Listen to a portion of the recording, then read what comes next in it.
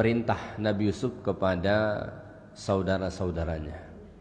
Pada ayat-ayat sebelum ini Allah Ta'ala menjelaskan akhirnya Allah pertemukan saudara-saudara Nabi Yusuf dengan Yusuf.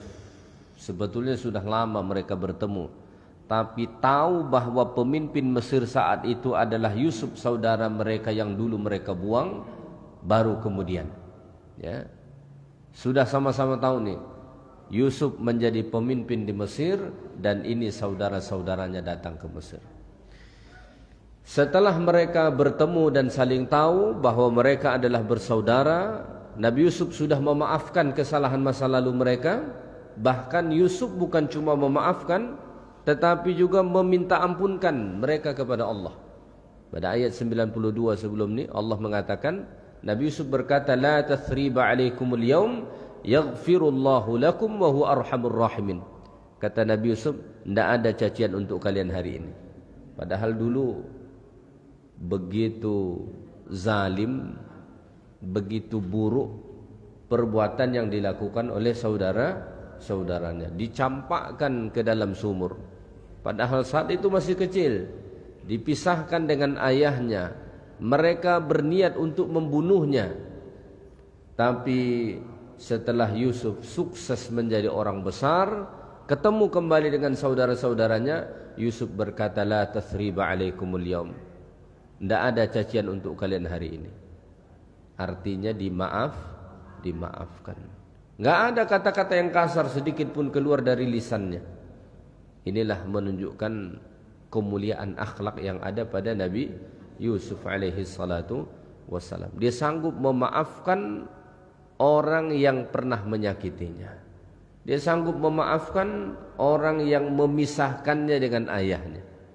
Karena memang sikap paling mulia itu kita memaafkan orang. Tidak mudah, yang bisa melakukan itu hanya orang-orang yang berjiwa besar dan menyadari betapa besarnya ganjaran memaafkan. Maka maafkan siapapun yang pernah menyakitimu. Ya, maafkan siapapun yang pernah menyakitimu. Itu ganjarannya lebih besar, jiwa kita juga lebih tenang. Jangan lagi ngomong tidak ada maaf bagimu.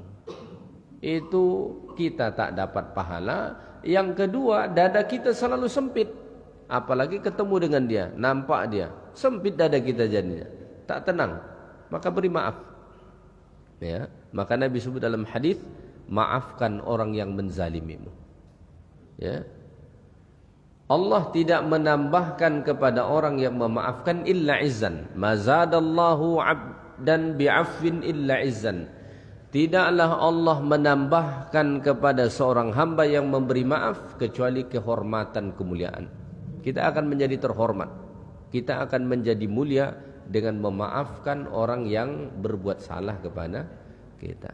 Yaghfirullahu lakum. Bahkan Nabi Yusuf meminta ampunkan mereka kepada Allah. Semoga-moga Allah mengampunkan dosa kalian atas masa lalu kalian.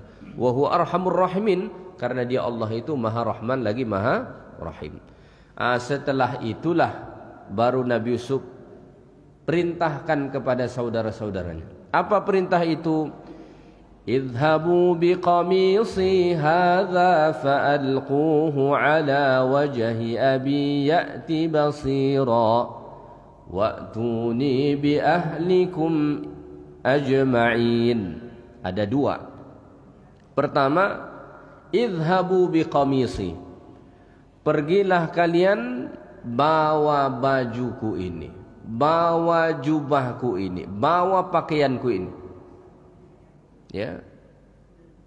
Fa'alquhu ala wajhi abi. Nanti campakkan ke wajah ayahku. Ya'ti basira. Dia pasti kembali bisa melihat. Karena pada ayat sebelum ini Allah menjelaskan Ya'qub alaihissalam, ayah Nabi Yusuf ini buta. Kenapa? Karena menanggung kesedihan yang amat dalam, kehilangan anak-anaknya. Makanya para ulama itu mengatakan jangan terlalu bersedih dalam hal apapun. Ya, Kenapa? Berefek buruk ke kita. Bisa-bisa penyakitan, ya, tidak produktif, dan seringkali kesedihan itu ditumpangi oleh syaitan. Maka sebisa mungkin batasi rasa sedih. Rasa sedih itu bawaan kita manusia. Semua orang pasti pernah bersedih. Rasulullah SAW pun pernah bersedih. Tetapi jangan terlalu dalam, batasi, ya, karena kalau sudah terlalu dalam kesedihannya yang muncul penyakit. Jadi Nabi Yakub alaihi salam sebelumnya buta, putih semua matanya karena menanggung kesedihan yang amat berat kehilangan anak-anaknya, terutama kehilangan Yusuf, begitu berat bagi Nabi Yakub alaihi salam. Maka Yusuf berkata, "Idhabu biqamisi, pergilah kalian balik ke kampung, ke Palestina, jumpai ayah kita, bawa bajuku ini. Nanti campakkan ke wajahnya, ya'ti basira, dia pasti langsung bisa melihat." Nggak pakai operasi, ya. Ini kalau dibawa ke dokter mata nggak ketemu ini cara ini, ya. Pertanyaannya, kenapa baju? Kenapa bukan yang lain begitu? Padahal kan banyak sebetulnya yang bisa dikirim gitu kan. Bisa makanan, bisa yang lain-lain. Kenapa baju? Yang dipakai Yusuf itu kenapa baju yang dikasih? Pertama, karena dulu saudara-saudara Yusuf membohongi ayah mereka dengan baju Yusuf. Saat mereka setelah mereka membuang Nabi Yusuf ke dalam sumur, apa bukti palsu yang mereka bawa kepada Yakub? Waja'u, mereka datang menemui ayah mereka biqamisihi, dengan baju Yusuf, bidamin kadzib, yang sudah dilumuri dengan darah dusta. Darah dusta maksudnya bukan darah Nabi Yusuf, tapi darah hewan disembelih kemudian dilumuri ke situ, ya. Itulah awal mula kesedihan Nabi Yakub alaihi salam ayah mereka. Maka untuk menyembuhkan kesedihan itu, Yusuf bilang, bawa bajuku ini, ya. Seolah Yusuf hendak berkata melalui baju itu kepada ayahnya, wahai ayahku, baju yang dulu dibawa saudara-saudaraku itu adalah baju palsu. Darahnya yang di situ adalah darah palsu. Kalau engkau ingin mencium bau badanku, inilah bajuku yang asli. Maka dikirim baju itu. Ya, ini baju Yusuf ini, bukan baju untuk ayahnya. Ya, baju yang dipakai oleh Nabi Yusuf alaihissalam. Ya. Kemudian kenapa baju itu? Lima kana fihi atharu rih Yusuf. Karena pada pakaian itu ada saki-baki, kesan dari baunya Nabi Yusuf alaihissalam. Wanginya Nabi Yusuf itu ada, khas dia, ya. Jadi orang-orang tertentu itu punya kekhasan tersendiri. Mungkin kita pernah ketemu orang dari dulu sampai sekarang, kalau ketemu dengan dia wanginya sama. Entah tuh, mungkin parfumnya sama dari dulu sampai sekarang, wanginya sama. Ada orang begitu. Ada juga orang dari dulu sampai sekarang baunya sama gitu. Ada juga yang begitu, ya. Tapi ada orang dari dulu sampai sekarang baunya itu sama.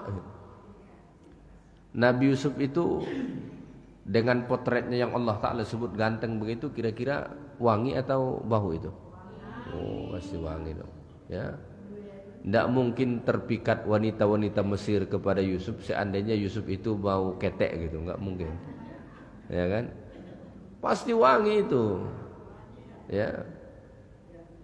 Salah satu yang tak disukai perempuan itu kan bau-bau yang tak sedap. Ya, makanya bapak-bapak disuruh pakai parfum supaya istri jatuh cinta terus. Tapi istri juga begitu, ya, disuruh pakai parfum untuk pasangan masing-masing, dianjurkan. Ya. Lima fihi atharu rih Yusuf, karena pada baju itu ada bau Nabi Yusuf tinggal. Dan bau Nabi Yusuf itu diketahui oleh ayahnya. Maka saat baju itu nanti tiba, betul-betul menjadi pengobat rindu kepada Yusuf, sehingga dia kembali bisa melihat. Kenapa? Penyebab dia sakit, penyebab hilang penglihatannya itu sudah ada. Ada loh orangnya sakit. Sebabnya apa?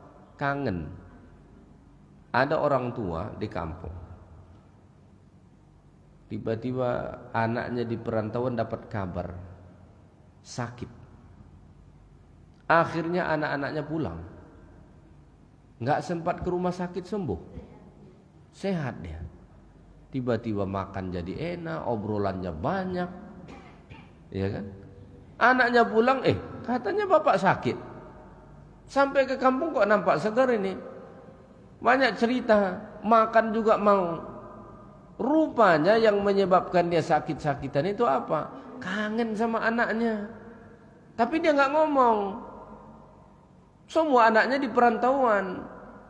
Dia tinggal sendiri dengan bininya yang sudah tua di kampung. Kangen dengan anak-anaknya. Tapi dia nggak ngomong.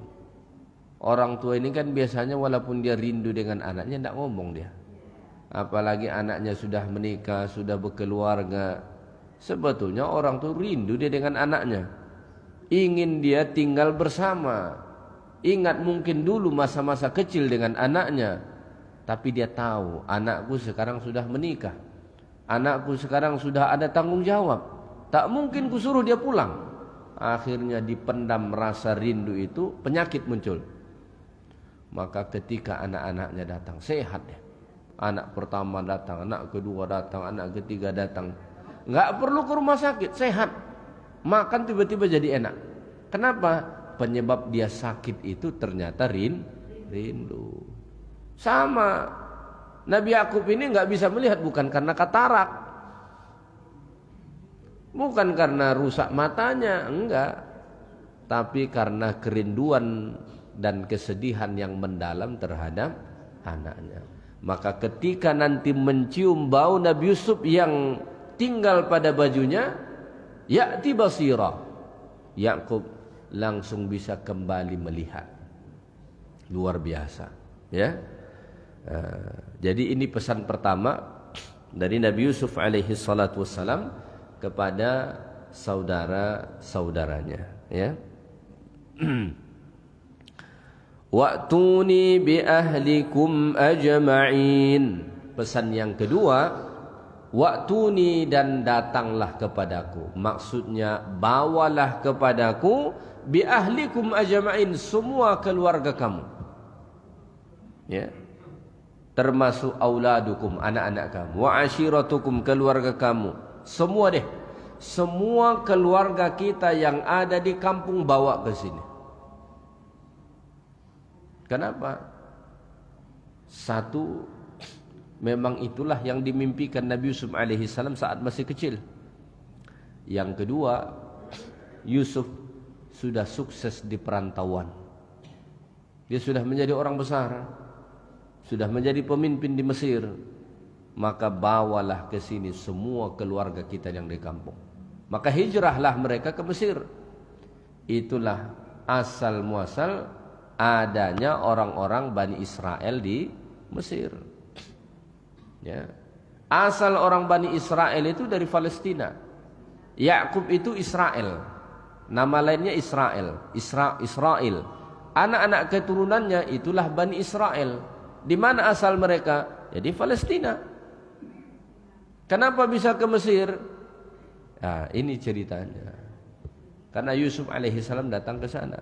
Makanya di zaman Nabi Musa alaihi salam, Allah perintahkan Musa bawa kembali orang-orang Bani Israel ke Baitul Maqdis, ke Palestina.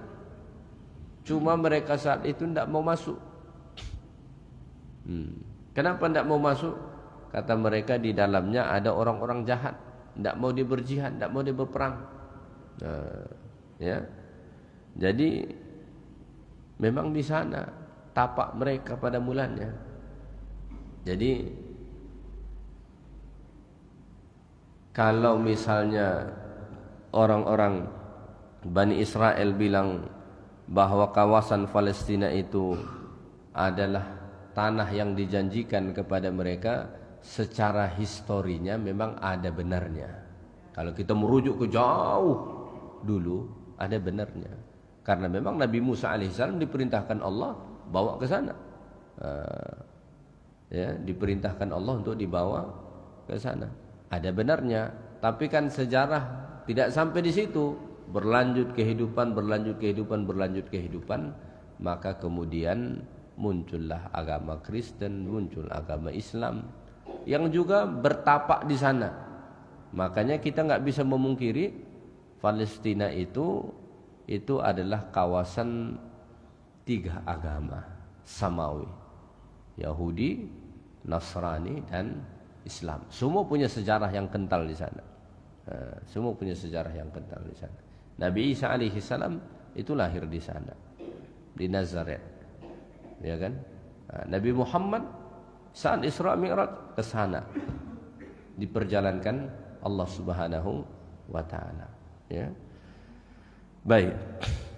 Jadi ini 2 pesan Nabi Yusuf alaihissalam kepada saudara-saudaranya.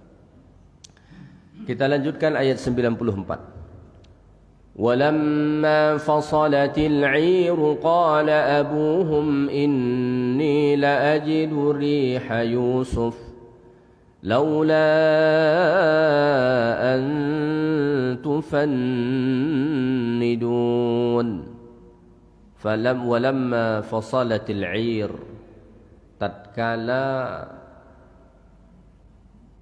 kelompok ataupun kafilah saudara-saudara Nabi Yusuf ini sudah berangkat dari Mesir untuk pulang ke Palestina tadi, karena Nabi Yusuf bilang, baliklah kalian ke kampung, bawa bajuku ini, nanti campakkan ke wajah ayahku, dia akan kembali bisa melihat.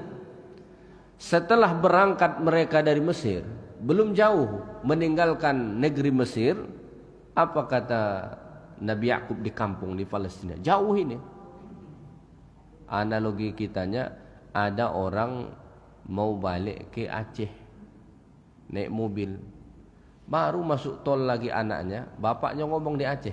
Kira-kira begitulah nih. Jaraknya jauh. Apa kata Nabi Yakub di kampung? Ini tak ada WA di masa itu. Kalau sekarang kan ada WA. Pak, kami sudah berangkat ya, doakan selamat di jalan ya. Itu kita sekarang. Dulu mana ada? Ya, mana ada? Qala abuhum, berkata ayah mereka Yakub di kampung ini. Anaknya baru berangkat lagi dari Mesir, anak-anaknya membawa baju Yusuf itu. Ayah mereka Yakub di kampung ngomong, inni la ajidu riha Yusuf, sesungguhnya aku mencium bau Yusuf. Pernyataan ini cukup kuat. Inni la ajidu, sesungguhnya aku benar-benar mendapati riha Yusuf, baunya Yusuf. Kalau bau dari baju itu tak mungkin. Kenapa? Jaraknya masih begitu jauh. Itu tadi analoginya saya sebut. Orang tuanya misalnya di Aceh atau di Medan, anaknya baru lagi masuk tol Duma itu, bapaknya dong ngomong, saya mencium bau Yusuf. Mungkin tidak tuh kira-kira sejauh itu baunya nyampe? Tidak mungkin. Jauh sekali. Nah, tapi ini mungkin ilham yang Allah beri kepada Yakub alaihissalam. Diberi Allah isyarat. Ya, atau Allah Ta'ala kuasa juga mengantarkan bau Yusuf itu. Allah Ta'ala kuasa. Ya. Apa susahnya bagi Allah Ta'ala membawa, mengantarkan bau Yusuf kepada ayahnya. Tiba-tiba tercium bagi Nabi Yakub bau anaknya Yusuf. yang belum hilang dari ingatannya walaupun sudah berpisah berpuluh tahun. Ini menunjukkan betapa dekatnya juga seorang bapak dengan anak. Ini bapak ditanya, "Pak, tahu bau anak?" "Ah, tak tahu, saya bau anak saya gimana." Berarti tak pernah mencium anaknya. Tak pernah mencium anaknya, makanya dia tak tahu bau anak dia. Ini bapak-bapak sini masih tahu bau anaknya. Makanya kita laki-laki itu disuruh mencium anak kita. Ada seorang laki-laki datang kepada Rasulullah. Dia heran melihat anak-anak kecil dicium. Lalu dia bilang, "Ya Rasulullah, saya enggak pernah mencium anak-anakku." Lalu kata Nabi, "Apalah dayaku kalau sifat kasih sayang itu sudah dicabut dari hatimu." Jadi mencium anak kita itu salah satu bagian dari kasih sayang. "Oh, tapi anak saya sudah besar, dia sudah menikah." Tak salah. Datang dia ke rumah, cium keningnya. Dan itu sangat bermakna bagi anak. Kadang-kadang orang tua lupa, anakku kan sudah besar, dia sudah mandiri, ya, dia sudah bisa sendiri, dia sudah tak butuh dengan aku lagi. Enggak. Ada satu yang selalu dibutuhkan anak. Apa itu? Kata-kata semangat dari orang tuanya, apresiasi dari orang tuanya. Ya. Jadi kalau anak kita berprestasi, tunjukkan rasa bangga kita ke dia, bukan ke orang lain. Ada kadang-kadang orang tua, enggak, dia bangga dengan anak dia nih, tapi dia banggakan ke kawannya. Kalau dengan anak ini tak. Justru yang harus kita lakukan itu, kalau anak kita berprestasi, datang dia, peluk dia, cium keningnya, tepuk pundaknya. Sebagai ayah bilang, "Ayah bangga dengan kamu, nak. Kamu hebat. Ternyata kamu bisa mandiri. Ternyata kamu bisa bertanggung jawab. Ternyata kamu bisa mengayomi. Ternyata kamu bisa begini, bisa begini." Apresiasi. Insya Allah itu anak akan jauh lebih produktif. Semangatnya lebih. Kenapa? Dapat apresiasi dari orang tuanya. Seringkali kemudian anak-anak itu merasa hampa dengan segala kesuksesannya karena tak pernah diapresiasi orang tuanya. Nggak pernah bapaknya ngomong, "Saya bangga dengan kamu, nak." Nggak pernah. Yang ada selalu kritik dengan anaknya. Akhirnya anaknya merasa apapun yang saya buat salah semua. Padahal yang dia butuhkan itu apa? Apresiasi hal-hal baik yang dia lakukan. Walaupun dia sudah berkeluarga, walaupun dia sudah besar, anak itu selalu membutuhkan itu, ya, dari orang tuanya. Jadi Nabi Yakub alaihi salam dapat mencium bau anaknya, tahu dia baunya, ya. Ini menunjukkan bahwasanya dia sering mencium anaknya. Kalau dia tak dekat dengan anaknya, mana tahu dia bau anaknya. Maka kita yang bapak-bapak terutama, Quran banyak memberi contoh kepada kita, Pak. Kita harus dekat dengan anak kita. Harus dekat. Ya. Kita yang laki-laki harus dekat dengan anak kita. Anak laki-laki, anak perempuan, kita harus dekat dengan mereka. Banyak bapak-bapak urusan anak sudah saya serahkan kepada istri semua. Jangan. Kita harus berperan aktif untuk urusan anak kita. Jangan serahkan ke istri semua.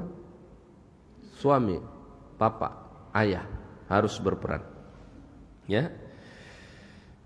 Laula an tufannidun, sekiranya kalian tidak akan merendahkan aku, tidak akan menghina aku, ya, tidak mengatakan bahwa aku ini seperti orang aneh, ya. Karena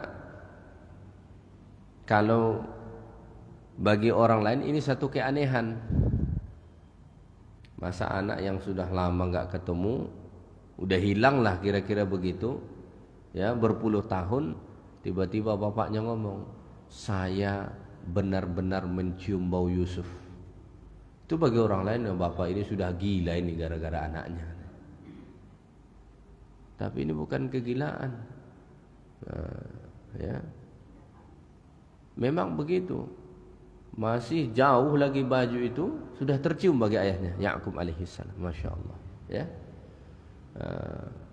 Artinya bau Nabi Yusuf itu masih kuat dalam ingatan ayahnya, dan itu juga menunjukkan bahwasanya hubungan Nabi Yakub dengan anaknya, terutama Yusuf, begitu dekat. Jadi kita juga harus membangun kedekatan dengan anak kita, terutama kita sebagai bapak, sebagai ayah, ya. Jangan sampai anak kita tuh curhatnya ke orang lain. Ya, ada anak susah dia, berat dia, cerita ke siapa? Cerita ke orang lain. Ke bapaknya tidak mau dia cerita. Ya. Kenapa? Karena ada sebagian bapak bukan solusi yang diberi, tapi kritik yang bertubi-tubi kepada anak. Padahal mestinya tidak demikian, ya. Qalu tallahi innaka lafi dhalalikal qadim. Benar saja apa yang dikatakan Nabi Yakub itu. Kalau kalian tidak mengira saya gila, tidak merendahkan saya, tidak menganggap saya ini aneh, saya benar-benar sudah mencium bau Nabi Yusuf. Ternyata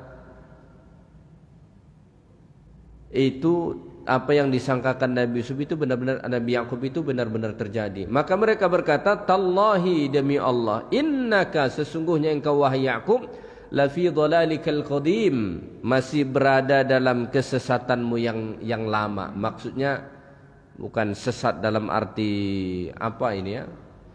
Maksudnya masih dalam kerinduannya dengan Yusuf, masih dalam keinginannya bertemu dengan Yusuf, masih sibuk Yusuf terus, kira-kira begitulah. Menurut keluarga mereka di kampung, Yusuf ini udah nggak ada. Kok masih sibuk dengan itu sih? Sebut-sebut mencium bau Yusuf lah. Makanya mereka berkata, innaka lafi dhalalikal qadim. Engkau ini masih berada dalam kekeliruanmu yang dulu. Ya.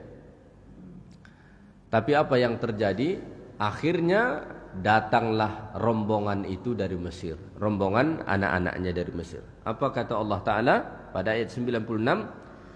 فَلَمَّا أَنْ جَاءَ الْبَشِيرُ أَلْقَاهُ عَلَى وَجْهِهِ فَارْتَدَّ بَصِيرًا قَالَ أَلَمْ أَقُلْ لَكُمْ إِنِّي أَعْلَمُ مِنَ اللَّهِ مَا لَا تَعْلَمُونَ فَلَمَّا أَنْ جَاءَهُ الْبَشِيرُ, maka tatkala datang Al-Bashir, pembawa kabar gembira itu, yaitulah saudara-saudara Nabi Yusuf yang datang membawa baju Nabi Yusuf daripada Mesir, ya.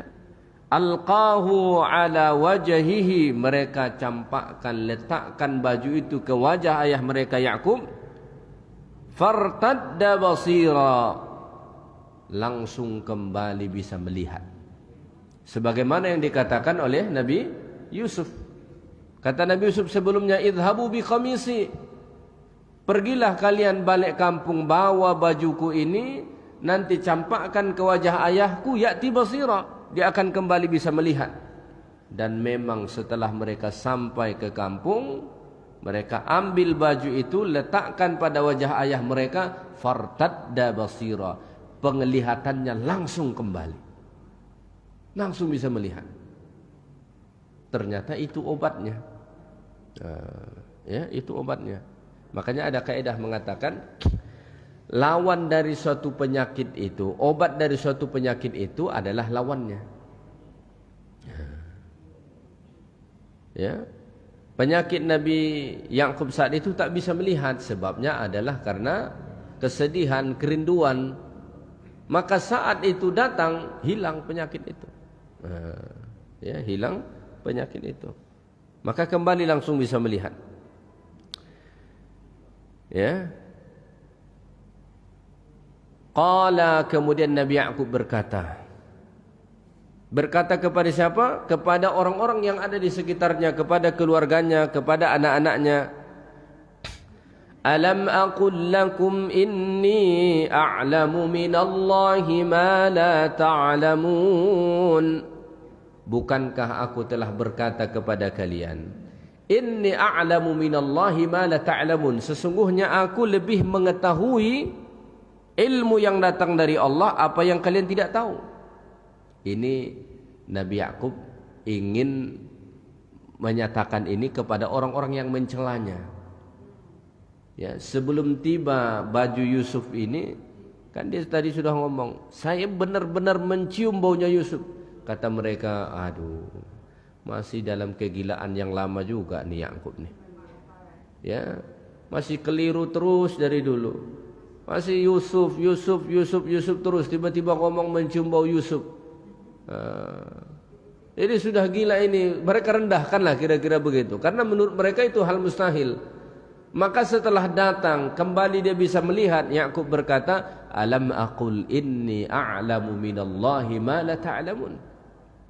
Inilah benar kan terjadi, kira-kira begitulah kalau buat bahasa kita. Apa yang saya sebut itu kan benar terjadi, karena aku sudah memberitahu kepada kalian, aku ini lebih tahu ilmu yang berkaitan dengan Allah ketimbang kalian. Jadi ternyata Ya'qub itu bisa mencium baunya Yusuf dan tetap yakin bahwa Yusuf itu masih hidup walaupun sudah berpisah lama, karena ada ilmunya pada Ya'qub ayahnya. Ada ilmunya yang orang lain nggak tahu.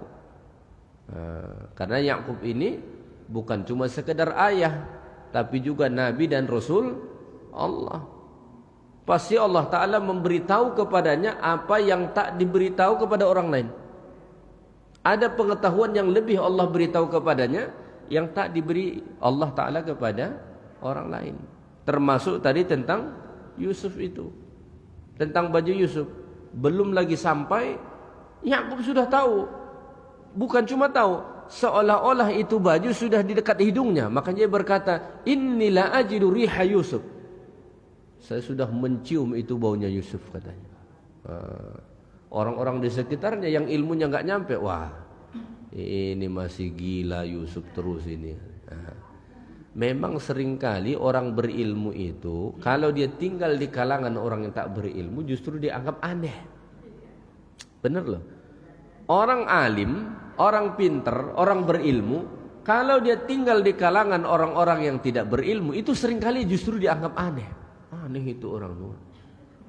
Padahal ilmu mereka yang nggak nyampe dengan apa yang dia buat, nggak ketemu.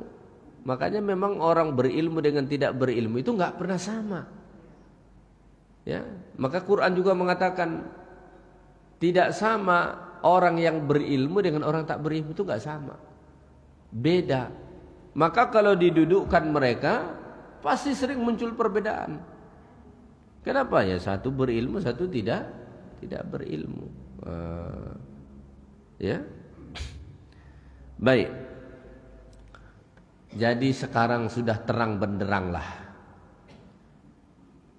tentang kasus hilangnya Yusuf. Sudah terang benderang bahwa yang menyebabkan Yusuf hilang adalah saudara-saudaranya sendiri, anak-anak Nabi Ya'qub ini. Sudah terang benderang ini. Keberadaan Yusuf juga sudah diketahui di mana. Ya. Akhirnya apa? Saudara-saudara Nabi Yusuf ini ingin bertaubat kepada Allah. Jadi walaupun di awal perjalanan saudara-saudara Nabi Yusuf ini digambarkan mereka berperilaku tidak baik kepada Yusuf, tapi pada akhirnya mereka taubat kepada Allah. Makanya dalam mimpi Nabi Yusuf itu, Yusuf melihat saudara-saudaranya disamakan Allah dengan bintang. Inni ra'aitu ahada asyara kaukaba. Sesungguhnya aku melihat 11 bintang. 11 bintang itu saudaranya. Di awal kisah mungkin orang merasa aneh, kenapa Allah samakan saudara-saudara Nabi Yusuf itu dengan bintang? Padahal mereka membuang Yusuf ke dalam sumur. Bintang itu kan konotasinya tinggi, mulia, terhormat dan seterusnya kan? Kenapa diperlihatkan Allah kepada Yusuf dalam mimpinya saudara-saudaranya itu bintang? Padahal mereka membuang Yusuf ke dalam sumur, hendak membunuhnya dan seterusnya. Jawabannya kata para ulama, kita lihat di akhir cerita mereka itu taubat kepada Allah. Ini memberi pengajaran seterpuruk-terpuruknya orang melakukan dosa, kalau kemudian dia taubat kepada Allah Ta'ala, dia akan menjadi bintang yang tinggi. Makanya ahli surga itu bukan orang yang tak pernah buat dosa, tapi mereka yang kembali bertaubat setelah berbuat dosa. Walladzina idza fa'alu fahishatan aw zalamu anfusahum dzakarullah fastaghfaru lidzunubihim wa man yaghfiru dzunuba illa Allah wa lam yusirru ala ma fa'alu wa hum ya'lamun. Walladzina idza fa'alu fahishah, kalau mereka melakukan perbuatan keji, au zalamu anfusahum, atau berbuat zalim terhadap diri mereka, artinya berbuat dosa. Karena setiap kali kita berbuat dosa, kita sedang menzalimi diri kita. Zakarullah, mereka ingat dengan Allah, ingat azabnya, ingat kebesarannya, ingat siksanya. Fastaghfaru lidzunubihim, setelah itu mereka istighfar, minta ampun kepada Allah. Dan itulah antara golongan yang masuk surga. Jadi orang yang masuk surga itu bukanlah orang yang sepanjang hidupnya tak pernah buat dosa. Pasti pernah.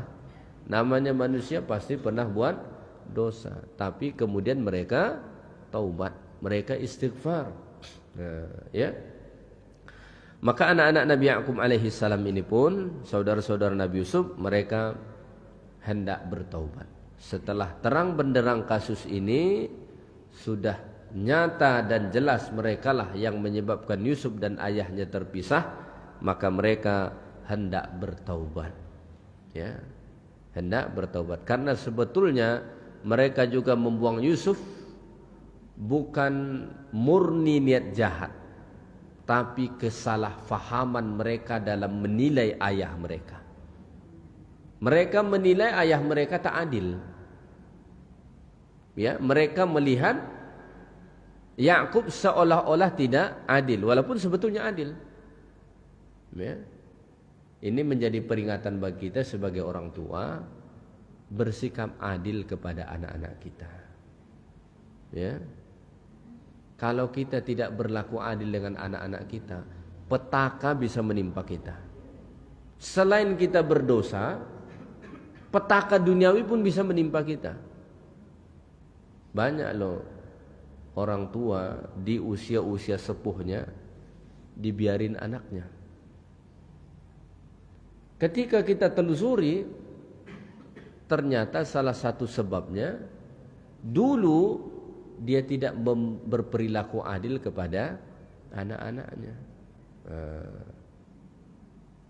Maka berlaku adil kepada anak-anak.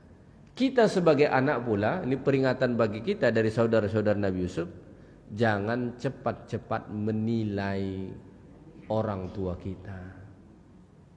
Kadang-kadang ada anak ini cepat dia menilai, oh orang tua saya ini tak adil. Saya yang kasih duit tiap bulan, tapi yang disayang anak yang itu. Ya, karena memang ada orang tua begitu. Terlihat sekali yang lebih disayang yang ini. Padahal anak yang lain merasa setiap bulan kan saya ngasih duit. Jangan cepat-cepat kita menilai. Bisa jadi penilaian kita itu salah. Karena kita tidak di posisi orang tua. Kalau kita di posisi orang tua, ada 5 anak kita. Salah satu dari 5 ini ada yang paling susah hidupnya. Ya, sebagai orang tua tega nggak kita kira-kira melihatnya? Pasti nggak tega. Kalau adalah harta, ada duit, pasti kita akan kasih. Ya, kenapa? Ini anak ini susah. Nah, tapi kalau kita melihat di posisi anak, oh ini nggak adil. Yang itu dikasih, saya nggak dikasih. Nah, karena kita melihat dari posisi sebagai anak. Coba kalau kita di posisi orang tua, akan berbeda cara pandangnya, kan begitu. Nah, tapi pesan penting, berusahalah berlaku adil kepada anak-anak. Kalau mereka sudah menikah, termasuk terhadap menantu. Ini kalau menantunya yang PNS datang, dibuatin kopi. Tapi kalau menantunya yang tak PNS datang, serah kaulah. Kalau kamu mau minum kopi, bawa kopimu sendiri katanya. Ada yang begitu. Jangan, samakan saja. Jangan dibeda-bedakan. Sakit hatinya nanti, ya. Dan itu berakibat buruk. Baik, maka mereka hendak bertaubat. Allah berfirman pada ayat 97, qalu ya abana astaghfir lana dhunubana inna kunna khati'in. Qalu, mereka berkata, ya abana, wahai ayah kami, istaghfir lana dhunubana, tolong minta ampunkan dosa-dosa kami. Mereka tahu bahwa ayah mereka nabi. Mereka tahu bahwa ayah mereka orang saleh. Maka datang mereka kepada ayah mereka berkata, wahai ayah, tolong minta ampunkan kami kepada Allah. Dan bisa juga karena mereka berkeyakinan doa ayah mereka, istighfar ayah mereka akan lebih dikabulkan Allah. Ya. Maka selagi orang tua kita hidup, sering-sering minta supaya mereka doakan. Ya. Karena ketika mereka mendoakan anaknya, akan dimakbulkan Allah. Kalau kita berdoa sendiri untuk diri kita, mungkin saja tidak dikabulkan Allah karena dosa kita. Tapi kalau orang tua berdoa kepada anaknya, saking ikhlas dan tulusnya itu doa, dikabulkan Allah. Maka dalam hadis dikatakan, ada 3 doa yang tidak ditolak Allah. Salah satunya doa orang tua kepada anak-anaknya. Kalau orang tua sudah meninggal, anak pula yang harus mendoakan. Maka jadilah anak yang soleh. Ciri utama anak yang soleh itu kata Nabi, anak yang mendoakan orang tuanya. Ya. Mereka minta kepada Yakub, istaghfir lana ya abana, istaghfir lana dzunubana, wahai ayah kami, tolong minta ampunkan dosa-dosa kami kepada Allah. Kenapa mereka tidak istighfar saja sendiri? Ya, karena itu tadi. Mereka merasa istighfar ayah mereka akan lebih dimakbulkan Allah. Ini dalil kita boleh minta doa dengan orang. Tolong doakan saya. Boleh enggak? Boleh dong. Cuma kita sering ini minta doa kepada orang. Apa doa yang kita minta? Ya, minta disehatkan, minta dilancarkan rezeki, minta diberi keselamatan. Biasanya kalau minta doa dengan orang lain, kira-kira itulah permintaannya. Hampir enggak pernah kita datang kepada orang, tolong istighfarkan aku kepada Allah. Hampir enggak pernah. Ya, padahal sebetulnya boleh enggak begitu? Boleh dong. Ya, boleh. Ya, apalagi kepada orang-orang yang kita meyakini lebih saleh dari kita boleh. Ya. Inna kunna khati'in, kata mereka, sesungguhnya kami telah melakukan kesalahan. Mengaku mereka. Salah satu syarat bertaubat itu ngaku. Mengaku sudah berbuat salah. Itu salah satu taubat. Syarat taubat. Kalau orang tidak mau ngaku kesalahannya, tidak taubat namanya. Taubat itu memang harus ngaku. Aku sudah salah. Aku sudah berbuat dosa. Aku sudah melakukan kesalahan. Baru. Apa jawaban Nabi Yakub kepada anak-anaknya? Qala sawfa astaghfiru lakum rabbi innahu huwal ghafurur rahim. Qala, Ya'qub berkata, "Saufa astaghfiru lakum rabbi." Aku akan minta ampunkan bagi kalian kepada Tuhan. Aku akan istighfarkan kalian kepada Tuhanku. Dalam ayat ini Ya'qub berkata saufa, saya akan. Kenapa Ya'qub tidak langsung meminta ampunkan dosa anak-anaknya pada ketika itu juga?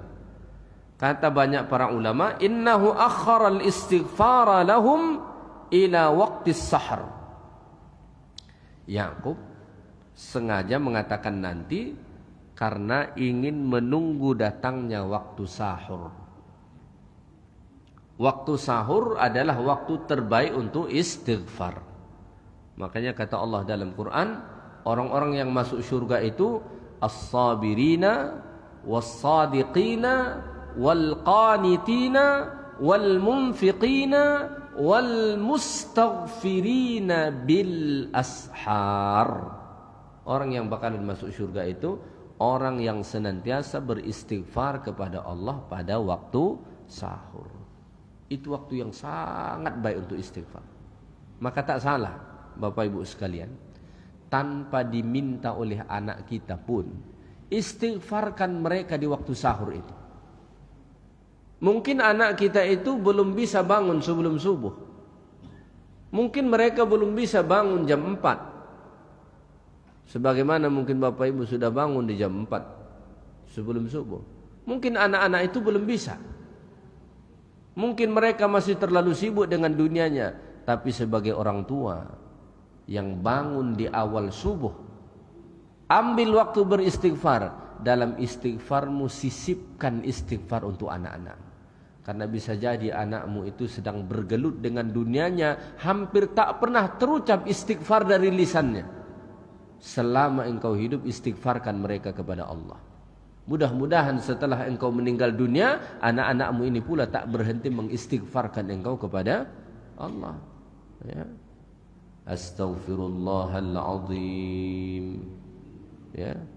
Minta ampun kepada Allah. Ya Allah, aku minta ampun kepadamu. Li wali auladi. Ya Allah, aku beristighfar untukku, wali auladi, dan untuk anak-anakku ya Allah. Ya. Atau dengan lafaz yang lain enggak ada masalah. Allahumma ighfir auladi, ya Allah ampunkan anak-anakku. Enggak jadi masalah.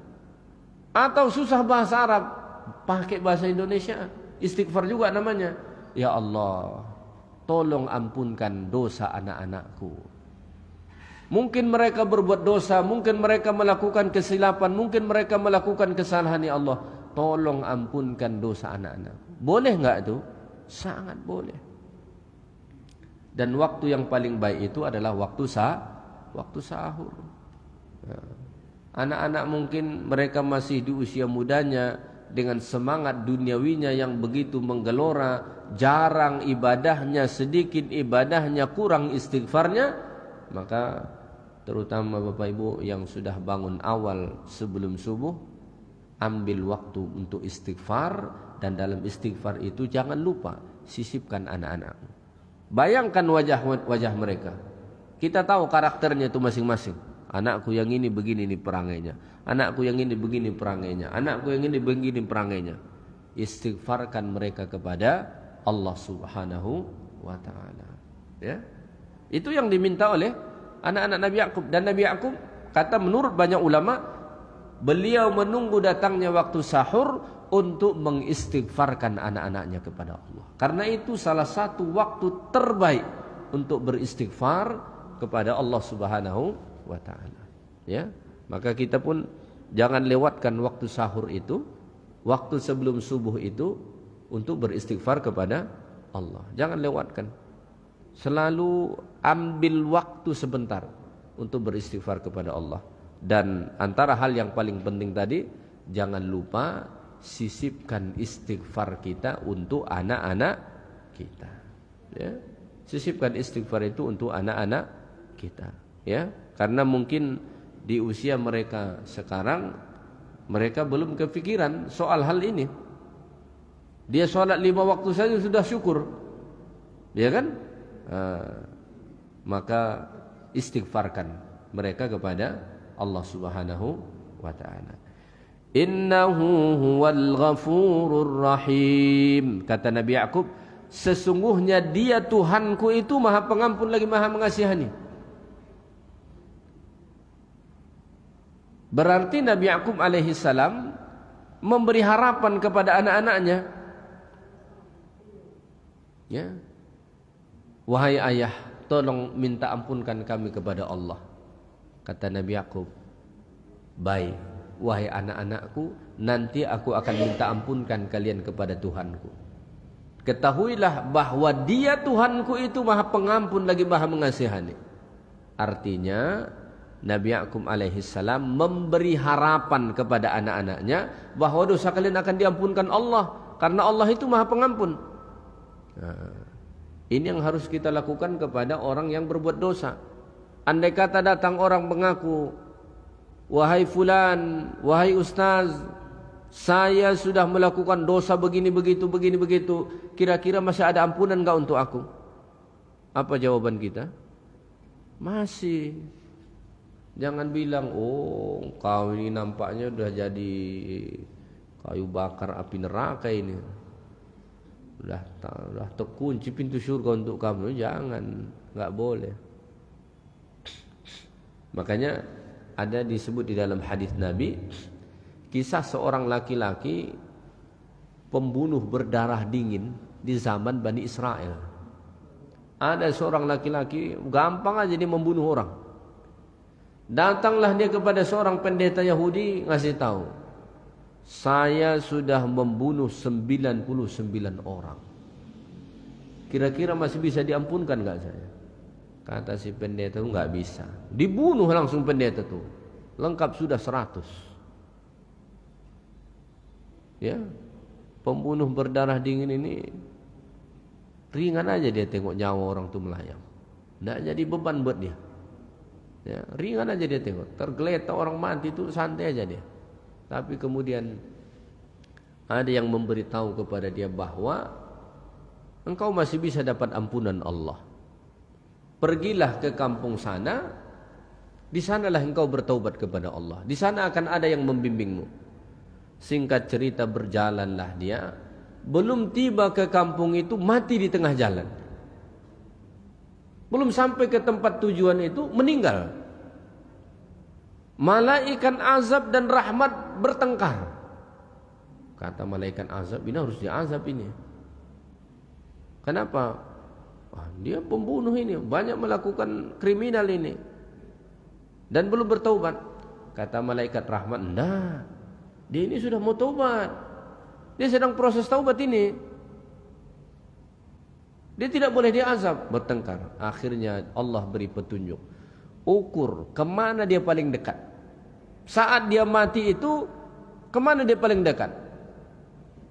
Dari tempat dia membunuh orang tadi, atau ke tempat dia hendak bertaubat ini, kampung yang dituju. Ternyata lebih dekat ke tempat yang hendak dia bertaubat ini. Maka dihukumilah dia orang yang bebas dari azab Allah Ta'ala. Begitulah luasnya pintu taubat, ampunan dari Allah. Makanya enggak boleh kita putus asa. Tapi jangan gara-gara ini pula anggap remeh dengan dosa. Ada orang nih gara-gara ini anggap remeh dengan dosa. Buat dosa aja lah dulu. Ampunan Allah itu kan maha luas. Nanti minta ampun katanya. Nanti aku taubat katanya. Kalau dibuat begitu, itu justru mempermainkan agama namanya. Tapi mungkin ada masanya dulu kita silap. Dulu kita tidak tahu. Dulu masih jahiliyah, tidak tahu, nggak ngerti, lingkungannya juga begitu, jatuh terjerumus kita ke situ. Sekarang baru kita tahu. Taubat, istighfar kepada Allah. Sungguh amat luas ampunan Allah. Ampunan Allah itu lebih banyak dari dosa kita. Andai kata dikumpulkan semua dosa manusia ini, lalu dibandingkan dengan ampunan Allah itu lebih banyak daripada dosa semua manusia. Ya. Begitulah luasnya ampunan dari Allah Subhanahu wa Ta'ala. Maka jangan pernah berputus asa dari ampunan Allah. Jangan tanya, masih ada enggak ampunan untuk aku? Jangan tanya begitu. Tapi tanya diri kita, masih mau enggak kita minta ampun kepada Allah? Itu saja kajian kita pada subuh ini. InsyaAllah kita sambung ayat-ayat berikutnya pada kuliah akan datang. Subhanakallahumma wa bihamdika asyhadu an la ilaha illa anta astaghfiruka wa atubu ilaik.